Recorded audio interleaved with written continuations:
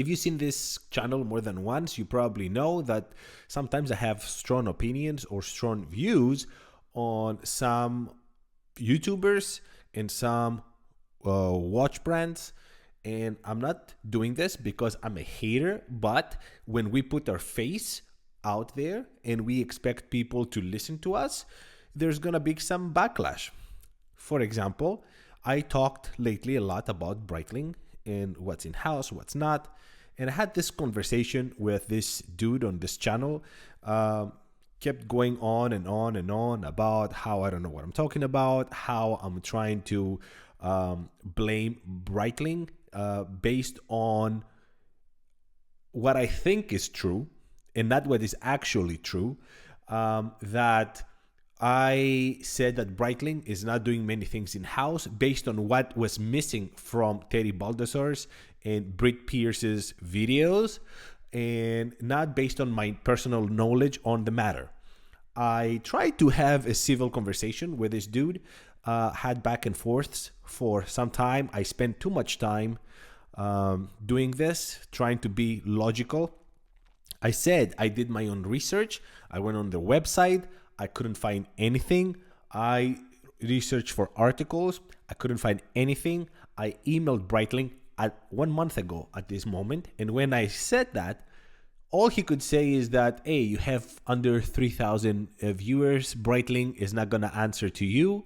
They barely answer to people like Britt Pearce that has 10x your channel, which is not true. She has more.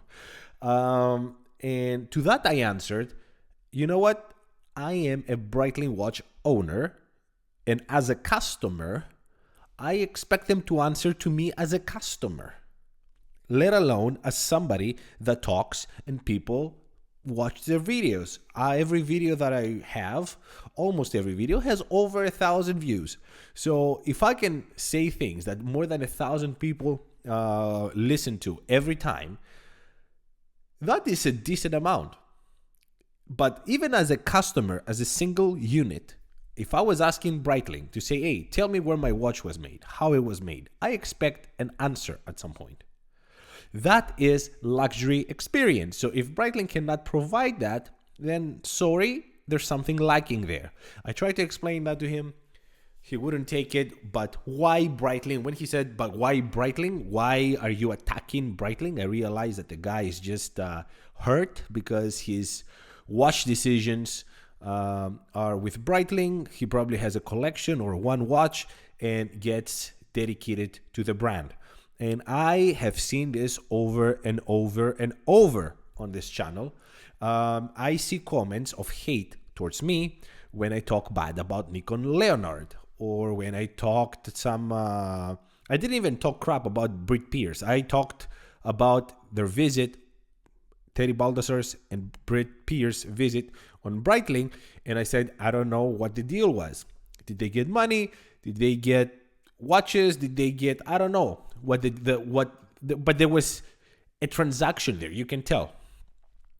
And like Britt Pearce was kind enough to see the video that I posted, and she posted a long answer on that. To that answer, I answered back and I said, you know what? I'm a big fan. I've been watching all your videos and for years now. So, you know, when I say stuff, I say them because I want to be critical, but bring the best out of you. Like I said in that comment that, Britt, you know what? You make very positive reviews every time. It doesn't matter who you review. In the end of the day, it's always a great watch and we should buy it. And I think that's wrong. Not every watch is a great watch.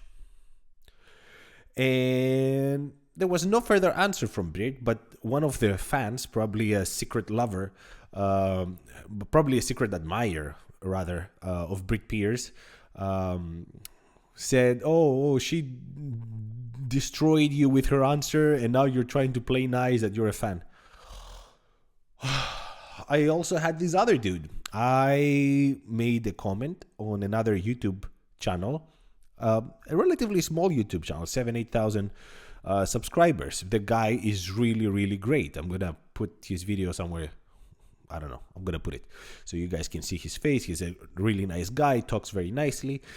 So I made a comment, and somebody else comes in and comments on my comment saying, oh, this guy is just taking other people's work and talks about them all the time. Don't be like him. People have also many issues. You can tell from the comments. For the Omega Ocean, Planet Ocean now that came, and it's the brand new and redesigned, whatever. If you see the kind of comments that some people make, only this type of people buy these watches. This type of people would like this watch. This type of people, people like to tribalize everything, even freaking watches. And it's sad. And they take lines. I said that many times. They take lines from people and they spread them like the gospel to every other channel. And you can immediately locate where they got it from if you're online enough. If you watch enough YouTube videos about watches, you can tell immediately that this guy is watching too much of this, and they're copying whatever they say, and they just, without even chewing, they just spit it out again like nothing. So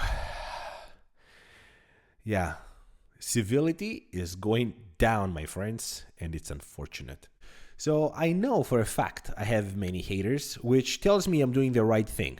If I am able to make people upset because their favorite YouTubers are getting criticized or their favorite watch brands are getting criticized, that's a good thing, because most people here are sucking, you know what, either to the brands or their fans or whomever. And I'm not planning to do that. I am not doing this as a full-time job. I'm not planning to. Thankfully, knock on wood, I got a good education. I got good jobs that pay good money, and I don't need this. I'm doing this for fun. If money comes from YouTube ads, great. Other than that, couldn't give a damn, you know. I'm doing this as a passion. Can't talk to my wife about it. Can't talk to friends. Almost nobody that I know cares about watches. And the people that do live far away, or we're not very close, unfortunately. So here we are. But if I'm able to make you think twice before you buy a watch, or before you take an advice from a watch YouTuber that is clearly a professional trying to sell, then I have done something positive, because this hobby is not cheap.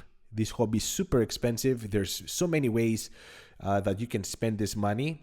Even if it's disposable income, you could have great experiences with your families. If it's not disposable income, you could put that in the stock market or whatever else, invest it and grow by a lot. So the opportunity cost makes a buy even higher than it seems initially. A $10,000 watch might cost you $100,000 down the road. So keep that in mind always.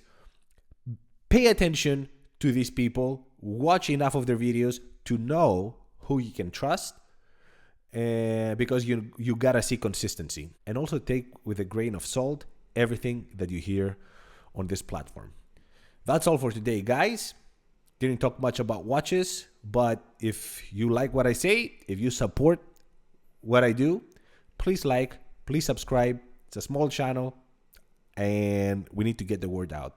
Thank you. Until the next one, ciao.